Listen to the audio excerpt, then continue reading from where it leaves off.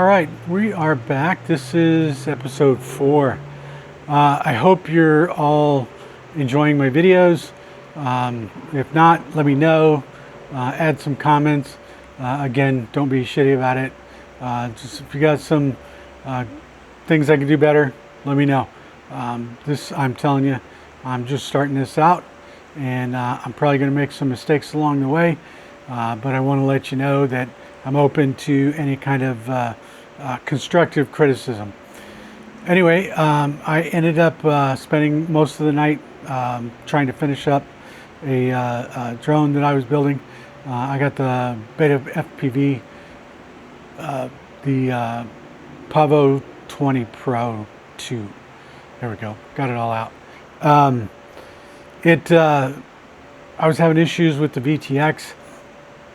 The first one I got, and I wanted to keep it with BetaFPV, so I got the P1 air unit, and I couldn't get it to work right.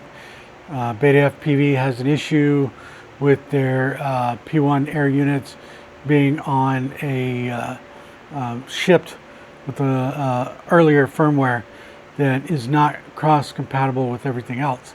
So for example, I use my BetaFPV 04 HD goggles to fly a drone that has ELRS Draco VTX in it. It has Artisan chip in it, so it's supposed to be getting a bigger ecosystem as far as that goes for the FPV world. Problem is the P1 air units get shipped with the earlier firmware. It's not compatible. You have to upgrade them to I think it's 2.0.6 is the firmware number we're on right now. The problem is when you upgrade your goggles to 2.0.6, the firmware won't. You can't go back and downgrade to the earlier firmware in order to upgrade the new air units that you get. So there's kind of a workaround they gave us, that being that they kind of renamed a firmware that does walk it back, but it's a different file name. So the goggles thinks it's being upgraded when it actually isn't. And then you just take the SD card out of the goggles and you delete everything on it. Just put the Sky firmware just for the P1. That's the only firmware you put on it, the 2.0.06. And then you plug the, you bind the goggles with the fake firmware, essentially, the bogus name. You bind that with the new P1 air unit, upgrade that to the new one.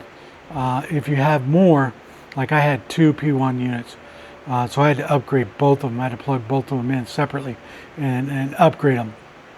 Once I did that, then I upgraded my goggles back to 2.0.06, and finally everything friggin' worked. So I was spending a lot of time doing that last night. I had tried to modify my BetaFPV HD, the 04 HD goggles, and make them right-hand circular polarized antennas on it. So I did that. Problem is, it doesn't work so well. When you twisted the SMA plugs, they twisted in behind, and when they did that, they broke off the antenna from the connection, the UFL connector inside the shell of the goggles. So I wasn't getting any kind of signal. So I went back just to the normal linear until I figure out a way to do it a little bit better, which I will, because the linear is obviously not as productive.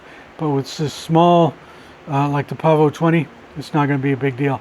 It's not going a really long ways, so it's not a big deal if I'm just using linear. Not going behind buildings, not doing all that kind of stuff with it. Anyway, got that all done.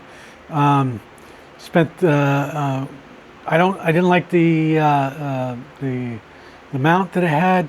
It gives me an 04 mount, and it gave me another mount just for, I think it's the 04 Lite. I was trying to put in a P1 air unit.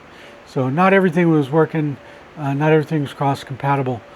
So I had to 3D print a different canopy that would fit the P1 air unit. So I did that. I got everything working. Everything's in, and everything is updated on Betaflight. So now I just got to go out and test flight. I'll do another video, and I'll link that later on to this one so you can see the two. Anyway, one of the reasons I got the video going today is I want to make another one, and I got a couple choices, and I want the audience to help me. So I've got behind me several different frames I want to make. I've got the AstroRC Starloop 35, a Cinewhoop 3.5 inch, the AstroRC 6-inch shuttle frame, which is a unique frame because it has the arms up front are down pushers, and the ones in back are lifters. So it's doing something weird there. That's cool. I got a GEP-RC Cinelog 35, another one, and then the Oddity RC IX35, or the XI35. Sorry, another 3.5 inch Cinewhoop. This one I like, and this is kind of what I'm leaning towards, is the ELRS Recon. It is unique in that it has a shell and that it runs off 18650 batteries, 2 of them. So it's supposed to have a really long flight time. So I'm kind of leaning towards that one. It's a little bit smaller. I wanted to go for a little bit bigger since I've been working on the Pavo 20. It's too stinking small for me. But comments, please give me comments, give me some feedback here. I did start an Instagram page, so you can go to that too. Same handle, OneArmBandit_FS. And then we will decide on which one to build. To go with it, I just got in the DJI 04 air unit. I've got the ELRS Draco air unit, or VTX also. I do like those. I've got one in the the Mage 30, the Oddity RC. I've got an Ascent, the Caddx Ascent Lite VTX, and of course the BetaFPV P1 VTX. So I'm not sure what motors I'm going to use yet. Kind of depends on which drone we decide on. So give me some comments, let me know, and we'll decide, and then I will let you know what the consensus was and kind of give you step by step, and I'll do some videos, some pictures and stuff like that along the way. Again, Facebook, I've got a Facebook page, also same tagline, OneArmBandit_FS. So Facebook, Instagram, and now YouTube. So like and subscribe, I appreciate it. The more people I get seeing my videos, the more people I can reach. Maybe somebody's got something that they want to contribute, let me know, and we'll catch you on the flip side.